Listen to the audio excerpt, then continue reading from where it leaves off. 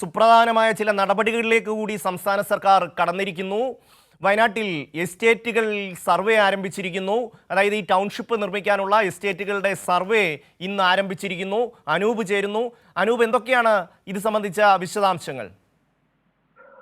മുണ്ടക്കൈ ചൂരൽമല ദുരന്തത്തിൽ ദുരന്ത അതിജീവിതരുടെ പുനരധിവാസത്തിനായി സർക്കാർ പ്രഖ്യാപിച്ച ടൗൺഷിപ്പ് ഉദ്ദേശിക്കുന്നത് വയനാട്ടിലെ 2 എസ്റ്റേറ്റുകളിലെയാണ്. കൽപ്പറ്റ വൈത്തിരി താലൂക്കിലെ കൽപ്പറ്റ എൽസൺ എസ്റ്റേറ്റ്, അതോടൊപ്പം തന്നെ മേപ്പാടിയിലെ ഹാരിസൺ മലയാളം പ്ലാന്റേഷന് കീഴിലുള്ള നെടുമ്പാല എസ്റ്റേറ്റ്. ഈ 2 എസ്റ്റേറ്റുകളിലാണ് പ്രധാനമായും ടൗൺഷിപ്പിന് ആവശ്യമായിട്ടുള്ള സ്ഥലം ഏറ്റെടുക്കുന്നത്. അതിന്റെ പ്രാഥമിക സർവേകൾ ഹൈക്കോടതി വിധിയുടെ അടിസ്ഥാനത്തിൽ സർക്കാർ ആരംഭിച്ചിരുന്നു. ഇന്ന് മുതൽ അതിന്റെ സർവേ നടപടികളിലേക്കും സർക്കാർ കടന്നിരിക്കുകയാണ്. ഭൂമി ഏറ്റെടുക്കലിനായി സർക്കാർ പ്രത്യേക ഓഫീസറെ ചുമതലപ്പെടുത്തിയിരുന്നു. സ്പെഷ്യൽ ഓഫീസറെ ചുമതലപ്പെടുത്തിയിരുന്നു. ഓഫീസർ ജയു അരുൺ ആണ് അതിന്റെ ചുമതലയിലുള്ളത്. അദ്ദേഹം ഉൾപ്പെടെ ഈ സ്ഥലത്തേക്ക് എത്തി ഇന്ന് മുതൽ സർവേ നടപടികൾ ആരംഭിക്കുകയാണ്. കൃഷി, വനം, റവന്യൂ വകുപ്പുകളുടെ സംയുക്ത മത്സര നടപടികൾക്കാണ് ഏതായാലും തുടക്കമാവുന്നത്.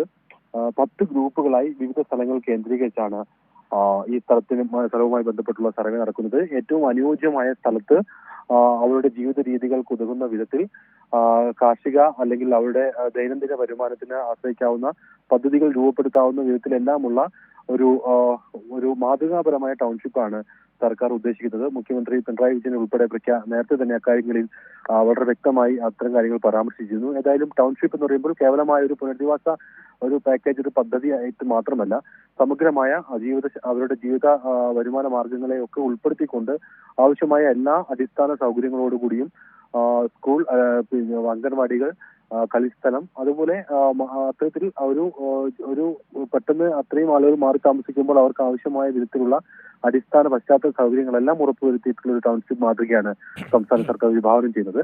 അതിനാവശ്യമായ വിധത്തിൽ ഏതെല്ലാം രീതിയിൽ ഈ സ്ഥലം ഉപയോഗപ്പെടുത്തണം, അതിനാവശ്യമായ സ്ഥലം, അതിൽ അവരുടെ സുരക്ഷ കൂടി ഉറപ്പുവരുത്തണം.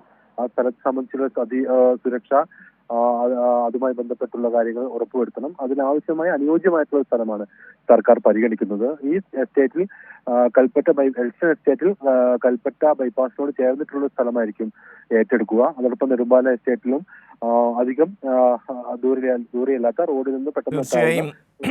അനൂപ്, മന്ത്രിസഭാ യോഗവും ഇന്ന് തീരുമാനിച്ചിരിക്കുന്നു. 1000 സ്ക്വയർ ഫീറ്റുള്ള ഒറ്റ നില വീട് 2 ടൗൺഷിപ്പുകളിലായി വയനാട്ടിൽ നിർമ്മിച്ച് നൽകാൻ സംസ്ഥാന മന്ത്രിസഭാ യോഗം തീരുമാനിച്ചിരിക്കുന്നു. സംസ്ഥാനത്തിന് സാമ്പത്തിക ബുദ്ധിമുട്ടുകൾ ഒക്കെയുണ്ട്. കേന്ദ്രത്തോട് പലതവണ സഹായം ആവശ്യപ്പെട്ടിരുന്നു. പക്ഷേ വയനാട്ടിലെ സർവസ്വവും നഷ്ടമായ മനുഷ്യരെ വഴിയാധാരമാക്കാൻ സംസ്ഥാന സർക്കാർ അനുവദിക്കില്ല.